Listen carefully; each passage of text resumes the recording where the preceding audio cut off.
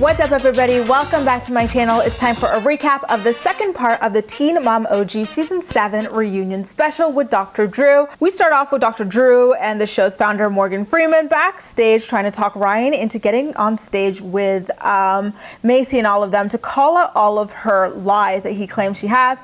But of course, he refuses to do that and would rather go out with his own family instead. And when they go back on stage, Dr. Drew advises Ryan to stop worrying so much about Maci and what she's doing and what she thinks about him, this, that, and the other, and even Bentley to a certain extent, and that custody situation, and just focus on getting better because it is a life or death situation. If you listen to the little podcast that I did with Dr. Drew, like, you'll know that he genuinely thinks that this is a life and death situation for Ryan, and that, you know, he needs to take it as seriously as possible if he's going to come out on the other side of this. And I think this is the moment where Ryan shuts down when he mentions something so like grave like that. He pretty much shut down effectively for the rest of the special. Dr. Drew was telling him he's got to do more than that 21-day stint in rehab if he's going to keep alive after this. And Ryan's mom, Mimi Jen, reveals that he is actually on an opioid to help him maintain his sobriety, but Ryan says that he's afraid that if he takes it consistently, next he'll end up in rehab for this opioid instead of heroin, and you know, it'll just be this never-ending cycle. And Dr. Drew suggests that maybe that's why he's a little bit afraid to take the urine test, because he's not taking his medication as prescribed. And of course, Ryan shuts down more than before, and child Kenzie has her usual childish meltdown over it all without listening to Dr. Drew's very valid points. Dr. Drew even asked Ryan if he'd be okay with having a doctor vouch for him in all of his tests and like prescriptions when it comes to dealing with Maci and getting custody back of Bentley. And it's like, that just went way over their heads. They didn't even want to listen to it at that point, which was crazy because these were things that could help him like get back his little visitation with Bentley, which is what he's claiming to want, but he just does not seem interested in the steps that it takes to get there. Next up, Maci comes out with Taylor, and still on stage is Ryan's parents, Jen and Larry. She says that she's okay with working with his doctor and Justice Department to get the drug tests from them. So why isn't Ryan pushing for that if he is clean and sober and does want to see his son? Dr. Drew asks his parents, like, you know, Maci's okay with it, so why can't Ryan work with his people with Maci? Like, he's passing these sorts of things anyway, or so he claims.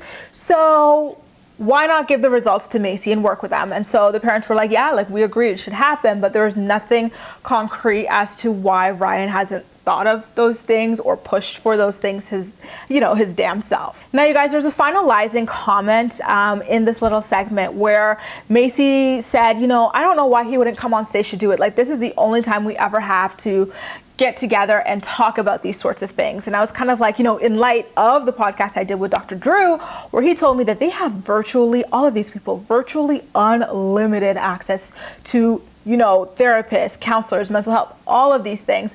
So why is it that they only ever wait until the reunion special for these sorts of things, you know, with their child involved, with Ryan's mental health involved?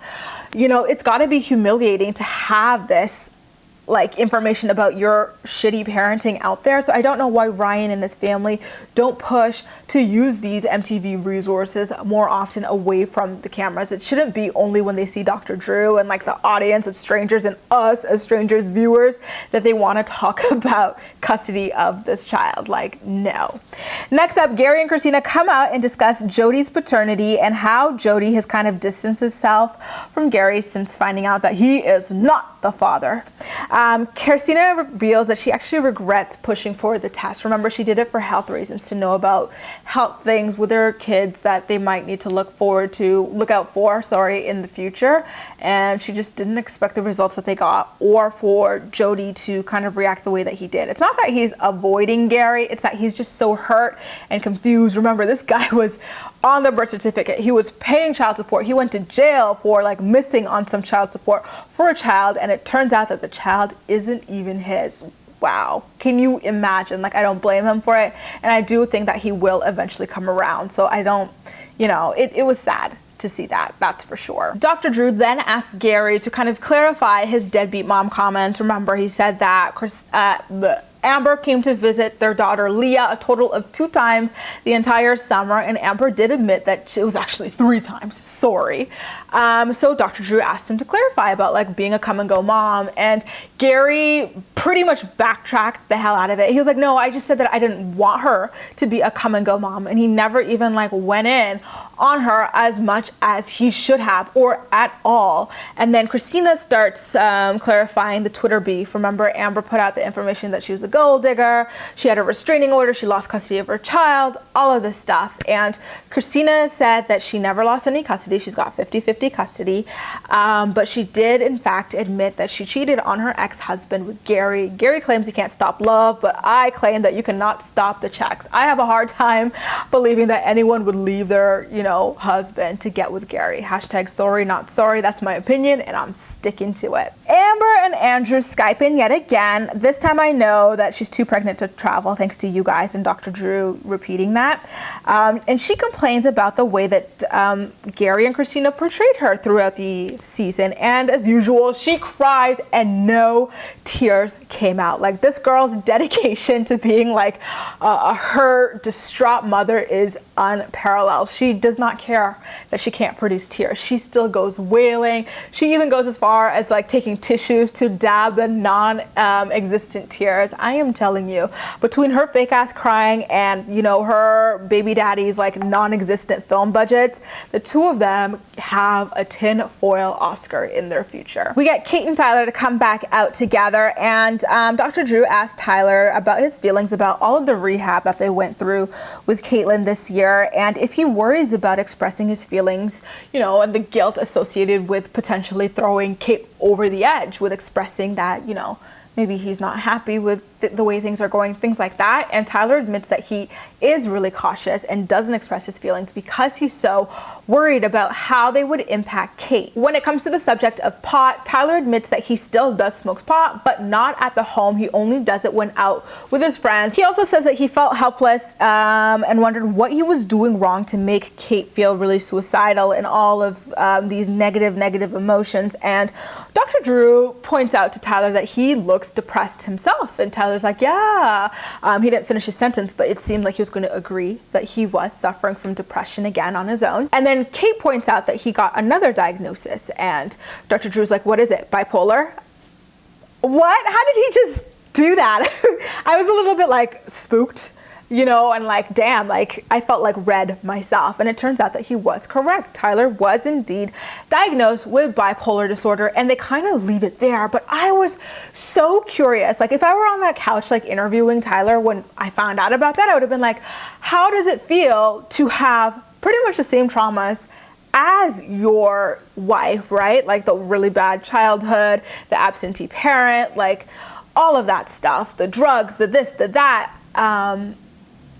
And you also have the same mental health problems. You're both suffering from depression. You're both suffering from something else as well. I don't know that Kate is bipolar, but I know that she suffers from something else outside of depression. And you both suffered from the adoption thing. And still, everything is on your shoulders to hold down the fort.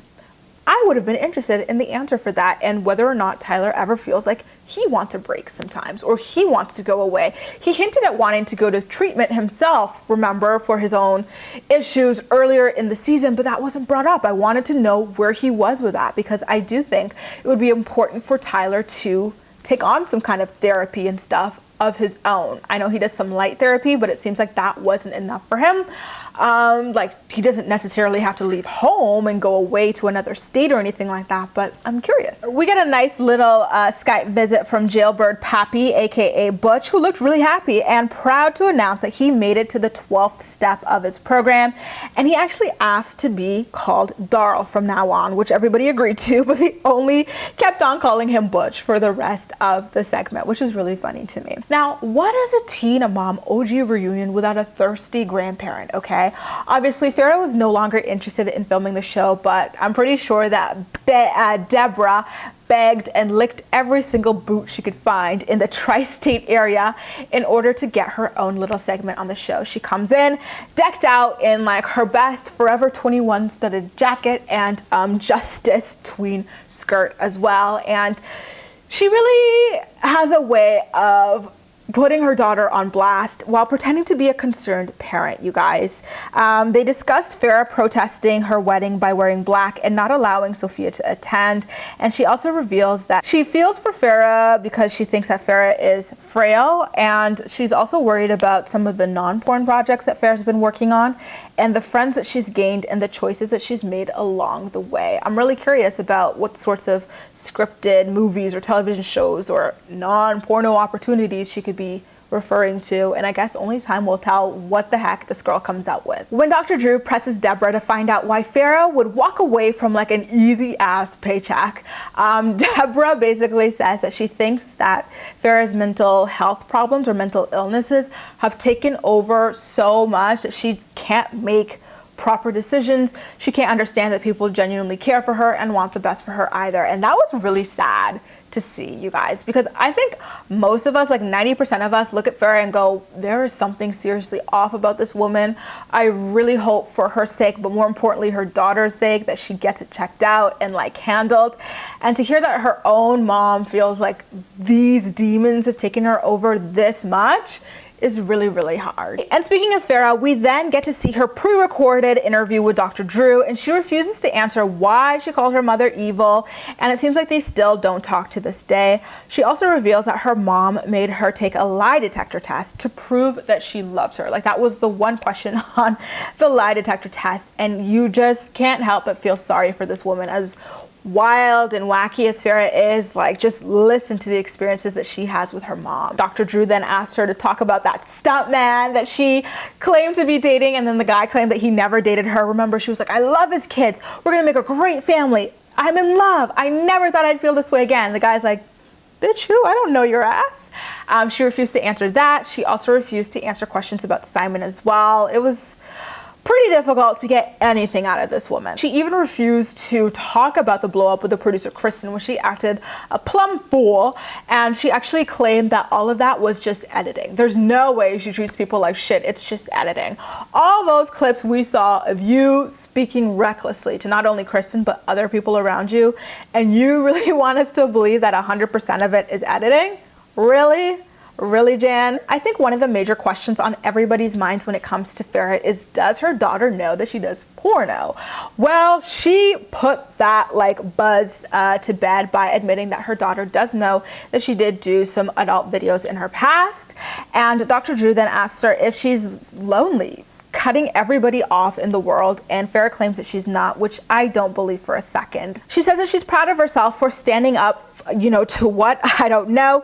And she also tries to align herself as some kind of like hero for the LGBT community and like for women's rights. And it's kind of like, Farrah, you've said some pretty homophobic things in your past, like pretty recent past, and you said some pretty racist things to women as well. So you're nobody's champion. Get off that little soapbox that you think you deserve and return it to the dollar store, honey, because nobody is holding you up as a champion for women's rights or LGBT rights any day soon. To finalize the interview, Dr. Drew lets her know that he will genuinely miss her because he's followed her for almost a decade, right? And he seemed to be getting emotional and sappy, trying to pull some out of her as well, but she was not having it. She said that she was not sad to see this chapter close. You know, she just is taking it for what it is and is ready to welcome new opportunities in her life. You guys, that summarizes the second part of the Teen Mom OG Season 7 reunion. And as usual, I'm more excited to hear what you have to say about everything. So please make sure to leave all of your thoughts and opinions in the comment section down below, and we'll chat. You can also like this video, subscribe for more. Feel free to share it with your friends as well, and follow me across social media where I absolutely love chatting with you. That's all for now. Thank you so much for watching, and I'll see you next time.